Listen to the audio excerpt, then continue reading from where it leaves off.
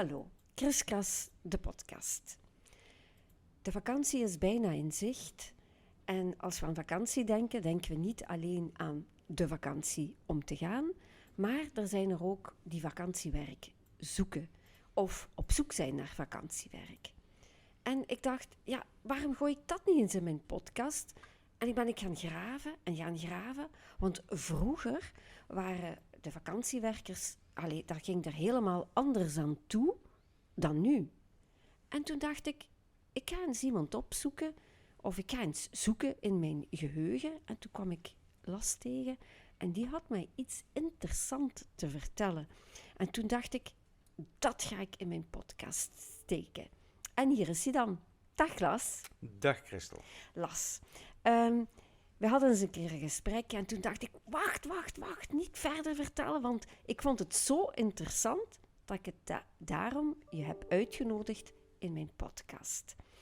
Las, je was heel jong toen je eigenlijk vakantiewerk ging zoeken. Ja, dus vroeger dan kon je dus vanaf je 16e eigenlijk beginnen met vakantiewerk. En aangezien ik op 1 juli jarig ben, kon ik dus op 1 juli, toen ik 16 was, beginnen met vakantiewerk. Ja, en ja, nu gaan de luisteraars denken van, ja, so what, want iedereen gaat zoeken op vakantiewerk. Maar het vakantiewerk wat je zocht, dat is interessant. Ja, omdat ik dus hier naar wat wij in de tijd noemden de mijnschool ging, TKB, kreeg je dus de voorkeur om in de mijn vakantiewerk te gaan doen. Dus onder de grond, diep onder de grond, 800 meter onder de grond, konden wij dus vakantiewerk gaan doen. Ja, maar ik kan me dus niet inbeelden. Ik heb een zoon dat toen hij 16 was, dat hij diep van onder in de mijn zou gaan werken. Mijn hart zou het begeven, denk ik. Ja, de eerste keer als ik naar onder ging en ik kwam onderaan en ik keek zo eens een keer naar boven en ik dacht, hier zit 800 meter grond boven mij, moest ik ook even slikken. Maar dan mocht je dus als jonge knaap toch gewoon waren er dan nog andere jonge knapen? Of hoe ging dat? Moest je goedgekeurd worden? Ja, je moest goedgekeurd worden. Eigenlijk moest je ook voorgedragen worden. Dus omdat wij in de mijnschool naar school gingen, kregen wij eerst de keus en mochten wij ons aanbieden. En ik had dat gedaan. En dan moest je dus inderdaad eerst op medische controle gaan. En ik was 16 en toch was ik een fervent nagelbijter. Ik vrat zelfs de teennagels op. Maar toen moest je dus op medische controle en die dokter die zei, gaat in de mijn werken en bijt nog op zijn nagels. En wel, dat was voor mij al het eerste signaal, boemk, gedaan met nagelbijten van de ene dag op de ander. Je moest dus medisch goedgekeurd zijn, dus dat je dus geen gebreken en dergelijke zaken. Gelukkig moest je je verstand niet laten testen. Maar we werden dus goedgekeurd en wij mochten dus de 1 juli beginnen in de mijn. En was je daar al alleen of waren daar nog zo van die jonge knapen? Ja, er waren nog jongens, dus vanaf 16 jaar mocht je de ondergrond in. Want eigenlijk vanaf 15 jaar mocht je al in de bovengrond. Allee, jong, ik kan me dat niet voorstellen. Ja, en ik denk dat wij toen met een groepje van 10, 12 mensen waren, dus jonge studenten in onze groep, die onderaf gingen, maar er waren er meerdere. Maar wacht, je zegt onderaf. Hoe moet ik me dat voorstellen? Is dat zo een lift wat je ziet in het ziekenhuis? Of hoe gaat je onderaf? Ja, dat was met een lift, maar die lift is iets heel anders dan wat wij ons voorstellen van een lift. Dat zijn eigenlijk kooien en daar zitten zo'n aantal boven elkaar gestapeld. En van voor is er een beschermingsketting. En van achter een beschermingsketting. En dan stond je daar met veel te veel volk in. En dan had je boterhammetjes in je zak steken en dan duwde er iemand van voor en dan waren je boterhammetjes alweer plat. Hoe? Maar je moest die boterhammen meenemen beneden in de mijn? Ja, want je kunt niet ondertussen eventjes naar boven gaan, de kantine in, daar je boterham opeten. Dus je had een zakje bij met daar je sneekjes in en je had een bidon. Dat is zo een metalen, drinkfles. want Ja. mensen, je moet wel denken dat als de jeugd hier naar luistert, die kennen geen beton, hè. Ja. Want een beton, dat is zo een ijzer, jawel, ze noemen dat nu zo'n drinkfles, maar dan in het ijzer, hè. In het ijzer met zo'n typisch oranje ringetje aan. Trouwens, dat is nu een hype, hè, die drinkbussen. Hè? Ja, het zou goed kunnen, want dat was wel gezellig. Maar ja, het is wel zo dus dat je zo'n eentje bij had van 1 liter, 1,5 liter. En dan moest je 8 uur mee toekomen. Hè. Allee, en hoe warm was het daar? Was het daar koud? Was het daar warm? Ja, dat kon daar aardig warm worden. Ik heb ooit op een plaats gewerkt, daar mocht je in je onderbroek werken. En, ja, en er stond dan een grote bak met water waar je af en toe kon en afkoelen. Dat was boven de 40 graden. Oh my god, ja, ik vind dat... Maar ik Was er niet zo kinderarbeid eigenlijk? Nee, dat is geen kinderarbeid. Dat is eigenlijk een introductie in de realiteit. Want dus, er waren ook echt mijnwerkers van 16 jaar die dus daar een fulltime job hadden. Hè. Allee, ik kan me dat echt niet voorstellen. En hoeveel verdiende jij dan daar in Belgisch geld? Ja, Geteld, hè? toen was het nog in frankjes, want we spreken over het jaar des herens 1977. Ja. En ja, je verdiende daar goed. Eens een keer kijken, ik denk iets van 45.000 frank netto. En reken dat eens om in euro's? Want, Dat is net iets meer dan 1000 euro, 1100 euro. voor vakantie, ja. Maar, omdat je vakantiewerker waard en dus belastingstechnisch een heel andere schaal viel, kreeg je eigenlijk je bruto als netto. En dan had je toch op het einde van de maand een 75.000 euro, dus bijna 75.000 frank. Dus bijna 2000 euro verdiend. Maar toen in die tijd, dan moest je je toch heel rijk voelen, hè? Dat was gigantisch veel geld. En wat deed je dan met dat geld? Bang zijn. Want je moest de eerste keer als je dat ging optrekken, dan ging je dus naar een loketje met een briefje. En dan duwden ze daar de helft van uw maandloon onder het tralienetwerk door. Echt in briefjesgeld? In briefjesgeld, ja. Allee, jij. Dus ik reed daar met 20.000 frank, met 500 euro. Op mijn fiets naar huis in donker. En ik dacht in mijn eigen zelfs krijg je een knuppel in je nek. En dan hadden we 14 dagen voor niks gewerkt gehad. Hè. Dat was inderdaad veel geld. Allee, en zijt je dan ziek geweest daar beneden in die mijn? Of hoe moet ik... hoe ziet dat eruit? Is dat zo een kruipkotteken? Of ik kan me dat niet voorstellen. Het is inderdaad ook heel moeilijk voor te stellen. Hè. Maar dus de eerste keer dat ik naar onder ging en je stapte uit die kooi, uit die lift, kwam je in een relatief grote hal, waar ik denk zo 4, 5 meter hoog, vol met betonblokken die de grond daarboven tegenhielden. Dus boven u was, ik weet niet hoeveel kilo eigenlijk grond. Ah ja, 800 meter, dat is redelijk wat kilo's, hè. Dus, maar dat kon ook inzakken? Ja, liefst niet, hè, want Ja. dus daarom hadden ze daar allerlei maatregelen genomen. Maar ja, dus als de maatregelen niet goed genomen zijn en er gebeurde een ongeval, dan kan het wel een keer Maar hoe dramatisch zijn. voelde dat? Als je naar beneden ging, ging dat snel naar beneden? Toen had je geen pretpark nodig. Dat ging zo snel. Oh my god, dat was niet goed voor mij, want dan moest ik een kotzakje bij hebben. Oh, sorry, dat mag ik niet zeggen. Ze konden dat in verschillende snelheden afstellen, die liften. En als het goederenvervoer was, dan ging dat wat sneller. Als personeelsvervoer was, dan ging het wat langzamer. Maar toch te vergelijken met die toren in Fantageland. Hè. Als er dan bijvoorbeeld iemand een pick-up u had, dan zou die bijvoorbeeld harder op dat knopje drukken en... Ik heb ooit iemand gekend, dat was een Hollander, en die mocht dan ook in de mijn beginnen en die mocht meteen de lift bedienen.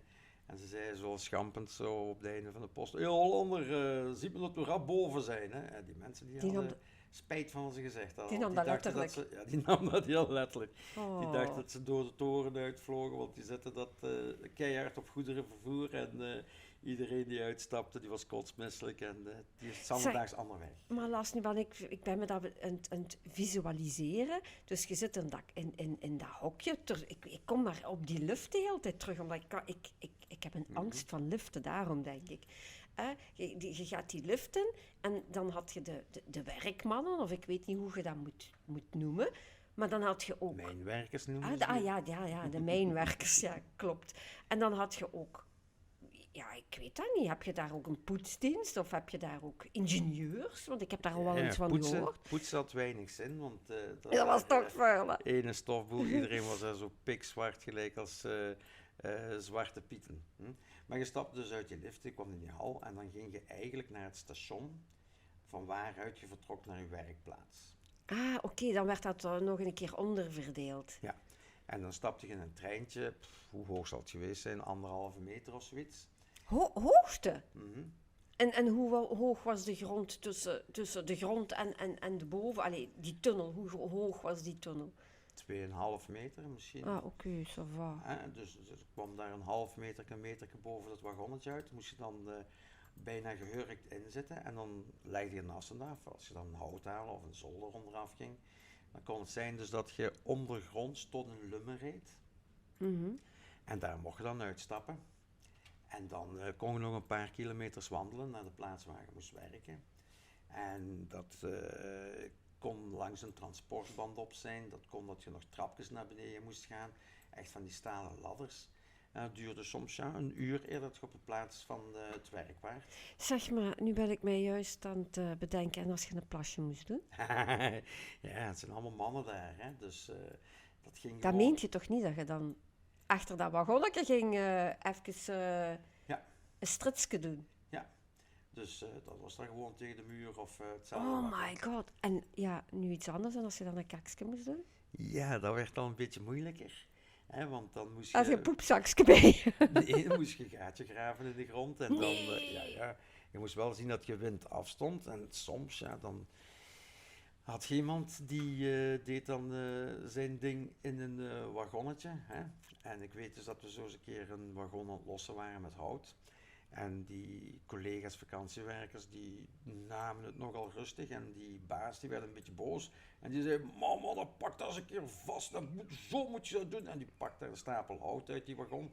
En Die had chocopasta aan zijn hand hangen. Het spritste langs zijn handschoenen uit. Ja, dus, Jakes, dat jakes. was niet zo een goed voor. Ja, nu zou je dan natuurlijk straf krijgen daarvoor. Hè? Ja, En, Nee, en dus je moest dus medisch goedgekeurd worden, maar op voorhand, voordat je onderaf ging, kreeg je dus ook instructies. oké. Dus je kreeg een korte opleiding van een paar uur, wat je mocht, wat je niet mocht. En dan was wel de bedoeling dat je oplette, want anders kon dat natuurlijk zware consequenties hebben. Zeg, voor de en bedoeling. kreeg je soms zo... Ja, er gaat van alles door mijn hoofd. Kreeg je dan zo de rode kaart van... Piet, en jij gaat naar boven en je komt niet meer terug naar beneden. Nee, ene keer beneden, was beneden tot het einde van de post, tenzij er natuurlijk accidenten gebeurden. Maar, Oei. ja. Maar anders blijf je beneden en wachten tot het einde van de post. Nou, zo in het begin waren er zo vakantiewerkers die de gewoonte niet kenden. En ik weet nog, we gingen naar beneden en ik zeg, waar zijn uw boterhammen, uw drinken? Ja, nog in mijn kast, hè. Komen we zelfs toch terug naar boven, hè. Nee. Dus niet gelijk als op school pauze. Eén keer beneden, blijf je beneden. Hè. Want je had natuurlijk wel heel wat bij als je naar beneden ging. Hè. Ja. Je kreeg zo'n mooi blauw pakje aan en een zwart t-shirtje en Ja. een sjaaltje rond je nek. Een helm op met een lamp erop. En die lamp die zat aan een batterij, dat was redelijk zwaar. En dan had je een zelfredder bij, voor als er een ramp gebeurde, dat er koolmonoxide was of zo. Dus dat je dan jezelf nog kon redden. En gaat u drinken bij, gaat u eten bij, gaat u gerief bij. Maar geen telefoon, hè? Want dat ging niet, hè? Je kon geen sms'jes sturen. Want potverdikke, hè? Ja, tegenwoordig heb je dat... je gaat naar de winkel en ik kan me daar soms aan dood ergen. Dan staan ze voor je zit een vraag te stellen. En die blijven gewoon doodleuk verder hun sms'je of wat te doen, te stellen of te fotograferen. Dan denk ik, Maar dus shit, joh. dat ging dan niet, want je mocht zelfs geen digitale horloges. Dat begon toen in die tijd net op te komen. De eerste digitale horloges Allee, kwamen uit jongen, en dat mocht je ja. dus niet meepakken naar beneden, omwille van eventueel vonken of elektrisch gevaar, Ja. dat daar gas ontploffen. Ook al die toestellen, hè, ze hadden daar bulldozers beneden rijden. Hè. En die werkten dus niet op diesel of op naft of op elektriciteit, maar die werkten op luchtdruk. Oké. Een Ja. hels lawaai, maar het deed goed zijn werk.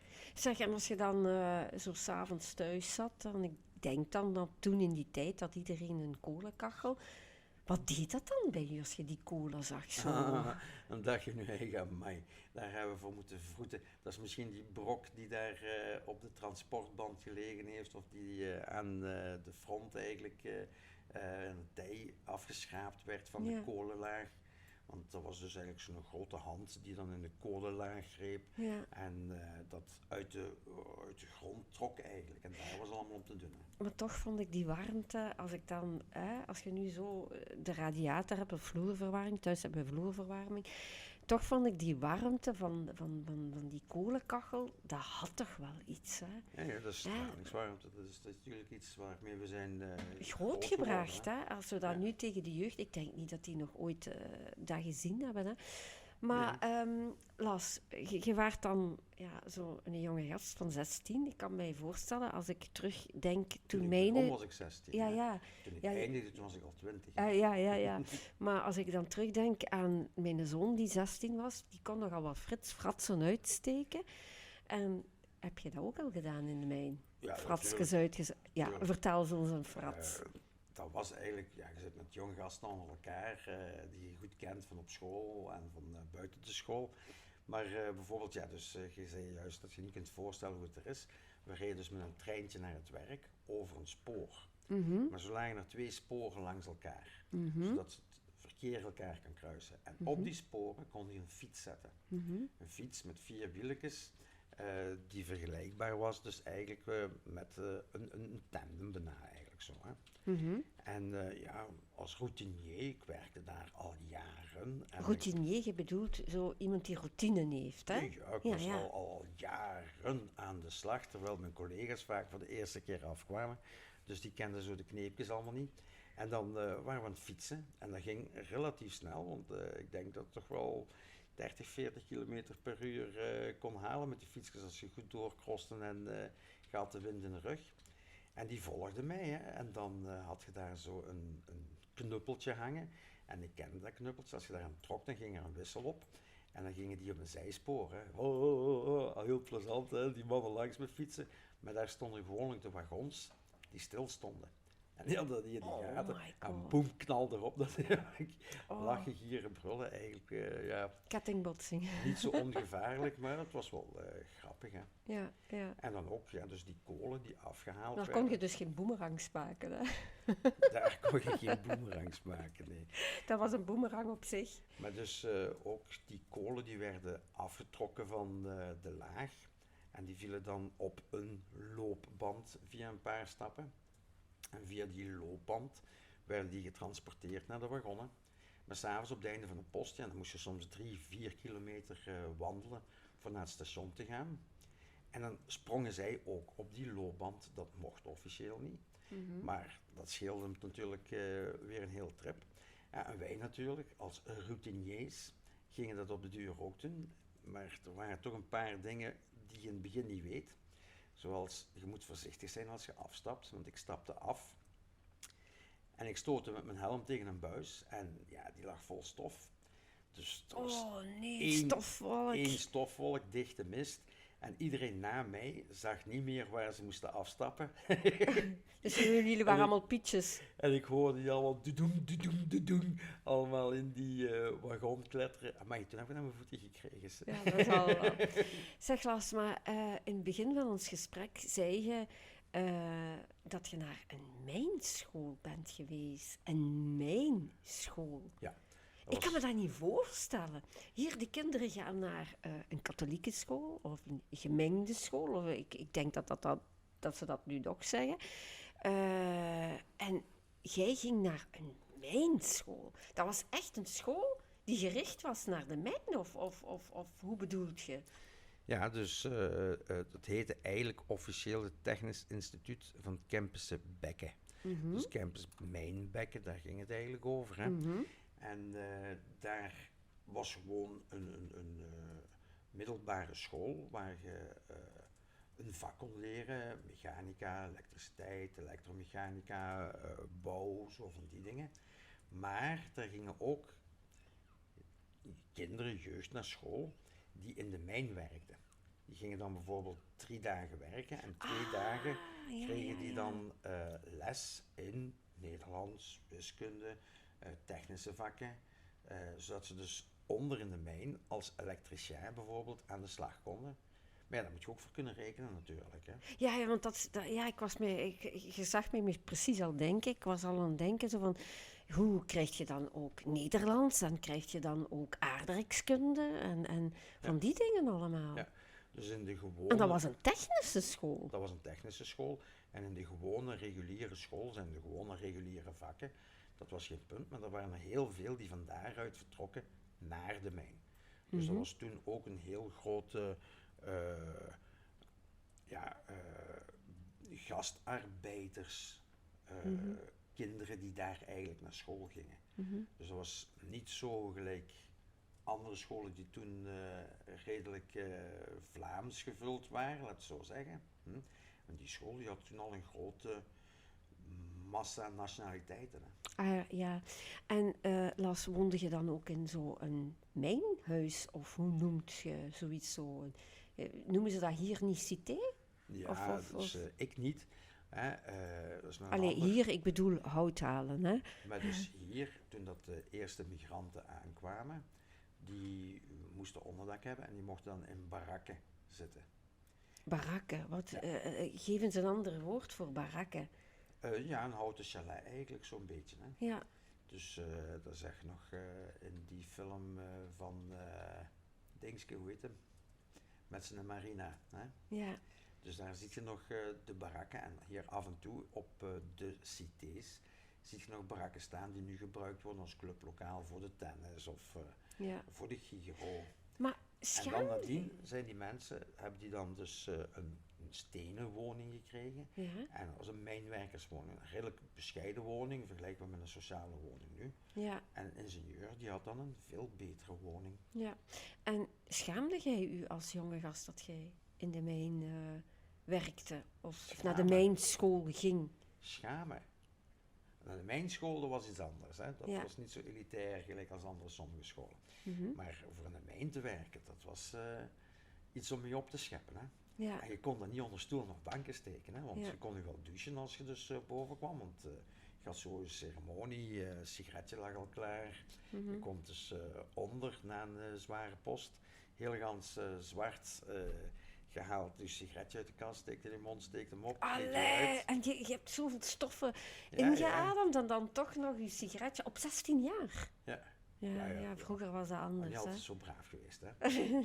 En dan ging je met je sigaret in je mond, wandelde je naar de douche en dan ging je daar douchen en dan liet je die sigaret lekker uitgaan. Dat was zalige momenten waren dat, hè. En je kreeg dat zwart wel goed af van je lijf, Ja. behalve aan je ogen. Ah, dan had je zo een Gelijk als mascara. hardrock look. Ja, gelijk als mascara. En de dames die vonden dat wel charmant. Er waren trucjes om dat af te halen. Hè. Je kon er met brilcrème of brillantine, iets heel vettigs, ging dat er wel af. Maar ja, nu had je een excuus om dat eigenlijk op te hebben. En Ja. dan zei ze, oh, jij werkt in de mijn. Ah ja, want je had geld, hè. Ook al. Maar ja, dat is toch, iets wat eerder met respect behandeld werd als... nou, dat moet ik ook zeggen, de mijnwerkers, dat waren nogal grove gasten, stoere kerels, waar je beter geen ambras mee kon krijgen natuurlijk ook. Hè, dat die magen wat oké. rook. Hè. Ja. En nu je zegt, er gaat van alles door mijn hoofd. En werkte in de mijn ook dames? In mijn hele carrière van 5 jaar, hè, waarin ik ieder jaar een maand gewerkt heb daar, heb ik daar 1 dame tegengekomen en het was in de melkbar. Dus je kon daar goedkoop een glas botermelk kopen, met of zonder zoetstof erin. En dat zou goed zijn voor de stoflongen. Dus dat stimuleerde dus ook wel een beetje beter dat, als de barakken met pintjes die buiten stonden. Ja. Maar daar werkte een dame. En voor de rest, ja, in de infirmerie. Dus in het ziekenzaaltje, daar werkte ook een verpleegster.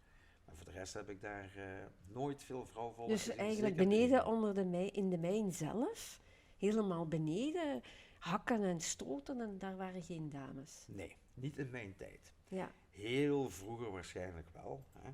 Maar in mijn tijd dus niet.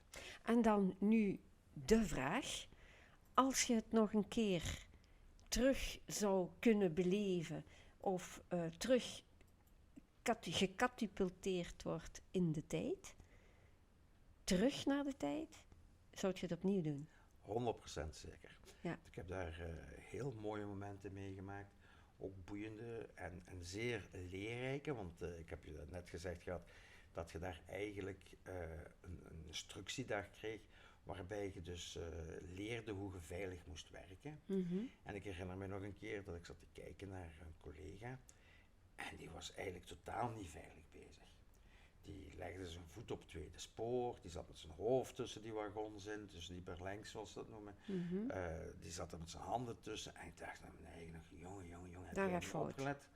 En net op dat ogenblik is iets bergop iemand een wagon aan het blokkeren, maar in plaats van die te blokkeren voor het wiel, blokkeerde die achter het wiel. En die sloeg op hol. En die komt afgestormd en ik zie dat en gelijk als in een film... Batman. Ja, een Amerikaanse voetbalspeler vliegt daar recht. Ik roep nog Klaas, poten van spoor. En ik hou in alle macht die wagon tegen. En hij kon zich nog juist rechtzetten en die wagon die passeerde langs zijn buik af. En gelukkig, je had niks. En mensen, jongens, let toch een beetje op. En ik duw die wagon terug naar boven en ik blokkeer die te goeie en ik werk terug door. Ik dacht nee, dat slecht kunnen aflopen. Ja, maar de dag nadien, toen werd het werk verdeeld. En toen zei ze tegen mij, en jij mocht je boven lampjes gaan vullen. Ik dacht in mijn eigen, patat, ja, dat gisteren eigenlijk een goede daad gedaan. En nu word je gestraft. Maar zij wou me eigenlijk belonen, door niet meer onderaf te moeten gaan in die vuiligheid en het slechte werk. Maar ik deed niks liever. Ja. En nu mocht je naar boven, lampjes met water vullen, op 2 uur tijd was dat gedaan. En voor de rest lampjes van de dag, met water vullen? je gaat naar beneden met een lamp. Ja.